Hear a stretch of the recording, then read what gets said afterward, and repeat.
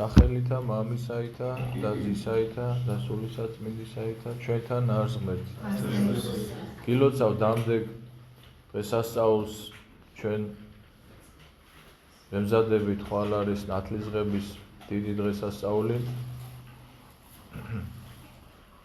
და საოცარია ღვთისმსახურება, ლიტურგიული მსახურება. ჩვენ დღევანდელ წერილში, რომელიც არის ტიმოთეს მიმართ პავლე მოციქულის წერილში ვკითხულობთ. მოციქული თავის მოწაფეს ტიმოთეს წერს და აღსარებულა დიდარს ღმრთის მსახურებისა საიდუმლო ღმერთი გამოჩნდა ხორცითა და განმართლდა სულითა ეჩვენა ანგელოზს და იქადაგა წარმართთა შორის წმენა სოფელსა და ამაღლდა დიდებითა და ეუბნება რომ აღსარებულა დიდარს ღვთის მსახურებისა საიდუმლო. ღვთისმსახურება არ არის მარტო ის რომ ჩვენ მაგალითად მოდივართ ვესწრებით წირვას, ვკითხულობთ ლოცვებს და ასე შემდგომ. ღვთისმსახურება, რა თქმა უნდა, ესეც არის ღვთისმსახურება. ღვთისმსახურება არის ასევე, როდესაც ჩვენ ვეზიარებით და ღვთისმსახურებაში პირველ რიგში აი ლიტურგიული თანმიმდევრობა დღესასწაულთა ქრონოლოგიურად მიმდინარეობა და მათი შინაარსი წარმოაჩენს ამას ყველაფერს. აი ნახეთ თანმიმდევრულად ამბობს პავლე მოციქული ღმერთი გამოჩნდა ხორცითა იქადაგა რწმენა სოფელსა ამაღლდა დიდებითა. აი ჩვენ ნახეთ შესაბამისობაში არის ნახეთ თანმიმდევრობა დღესასწაულებისა შობა ვიდღესასწაულეთ უფლისა ჩვენისა იესო ქრისტესის შემდგომ რა მოხდა ქრონოლოგიურად შემდგომ იყო მერვე დღის დღესასწაული როდესაც უფალი მოვიდა ეკლესიაში და უпростоრად როდესაც უფალს წინა დასწვითეს წინა დაიცვითა უფალმა შემდგომ არის აი ნახეთ ნათლისღების დღესასწაული არის აი ხვალ ვემზადებით ჩვენ და ამას ყველაფერს ჩაღრმავება და დაფიქრება ჭირდება და ჭეშმარიტად დიდარს და აღსარებულა დიდარს ღვთისმსახურებისა საიდუმლო და ღმერთმა მოგმადლოს ჩვენ გული, გონიერი იმისთვის რომ აი ამ საიდუმლოებებზე დავფიქრდეთ. დაფიქრება საჭიროა და აუცილებელია ჩვენ წუთი სოფელი ისე არის მოწყობილი რომ ვა სოფელო რაში განხარას გვაბრუნებ რაზნე გჭირსაო თითქოს დროც აღარ რჩება, თითქოს ადგილის აღარ რჩება იმისთვის გონებაში რომ ესეთი რაღაც სიღრმისეული რაღაცებზე დავფიქრეთ, რაც არის ქრისტეს შობა, ქრისტეს ქრისტიანული მოძღვრების სიწმინდე, მისი ქადაგება, მისი გამოუხსნელობითი მადლმოსილება, ქრისტეს ნათლისღების დღესასწაული თუნდაც ნათლისღება მისი ამაღლება და სხვა დღესასწაულები.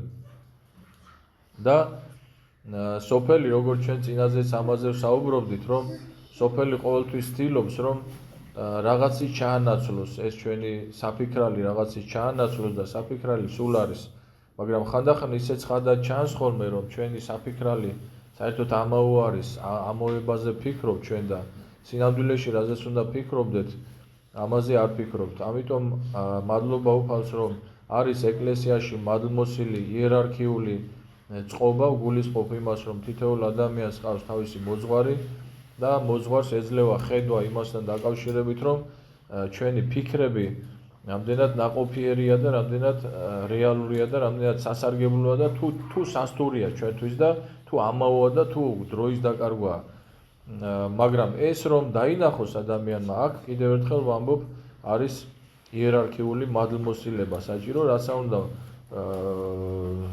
უბრალო ღდელი თავის მოძღვარ ადამიანი როცა თავის მოძღვართან მიდის თავისი მოძღვარი აუცილებლად დაინახავს ამას და მიუთითებს რაზეა საფიქრალი და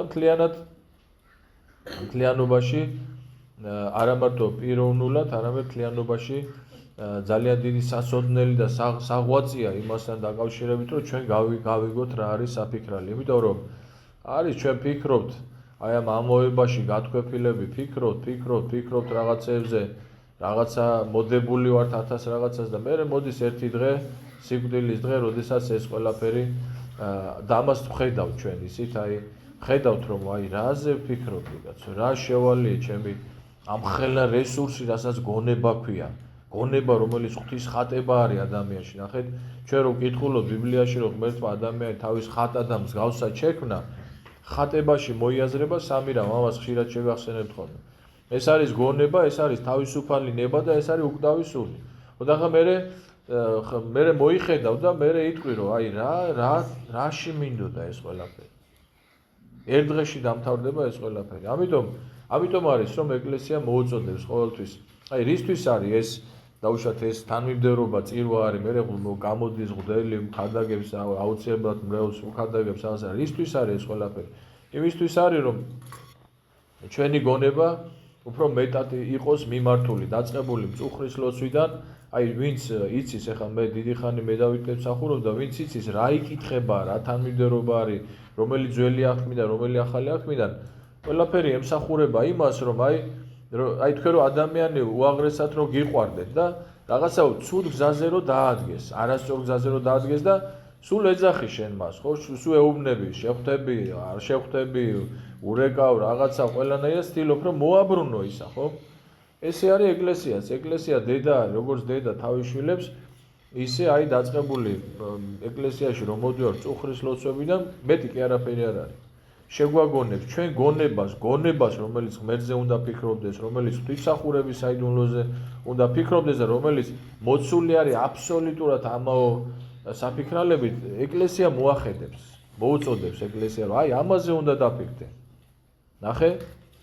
ახლა შობის დღესასწაული რო არ აღინიშნებოდეს ეკლესიაში, ვინ დაფიქრდებოდა იმაზე, რომ აი ქრისტე იშვა და რომ არ იყოს ის საკითხავები, რომელიც ოქროა და ბრილიანტი და შეუდარებელი ქვები და ფასეულობები, რომელიც წარმოგვიჩენს ჩვენ აი ამ შობის დღესასწაულის საიდუმლოს და სხვა დღესასწაულების კიდე.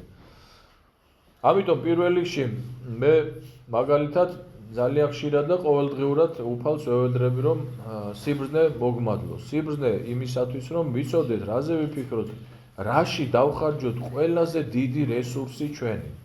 რაც არის რა?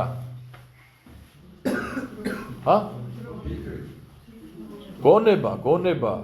ხო, ახლა იმას ველოდი რომ ვინმე ფული არ თქვას მეთქი, არ შევწყვეტ. გონება ყველაზე დიდი რესურსი ადამიანის არის გონება. გონება და გული გონიერი. გული გონიერი უკვე სიბრძნე არის. გონება როცა არის თავის მოწოდების სიმაღლეზე გულისხმობ იმას, რომ ნახეთ სად არის ტვინი ადამიანის, აი აგებულება ადამიანის როგორ არის უყურე? ტვინი აქ კი არ არის, ან ქვემოთ. აი აქ არის, ნახე? ანუ ყველაზე მაღლა არის. შესაბამისად მაღალს უნდა ხედავდეს და მაღალს უნდა ჭრეთდეს და ინებოს ღმერთმა რომ მოგმადლოს ჩვენ. აი საკმარისი ადამიანი ჩაერთოს აი ამ ლიტურგიულ წრეში და აი ამ წირვალოცვებში და ამაში რა ქვია რაც არის ეს თანმიმდევრობა რომ საკმარისია რომ აი ამას გულისხმახობს. ხო და ამას რო გულისხმახობს, მე უკვე ბრძოლა არის უკვე, მე იცი რა არის შავი, რა არის თეთრი და მე უკვე იცი რომ რისთვის უნდა იბრძოლო. ერთმა დაგლოცო და გაკურთხო და კიდევ ერთხელ გილოცავთ ხვალ ჩვენ დღესასწაულობთ ნათლისღების ბრწყინვალე დღესასწაულს და ღმერთმა განანათლოს ჩვენი გული და გონება. ამინ.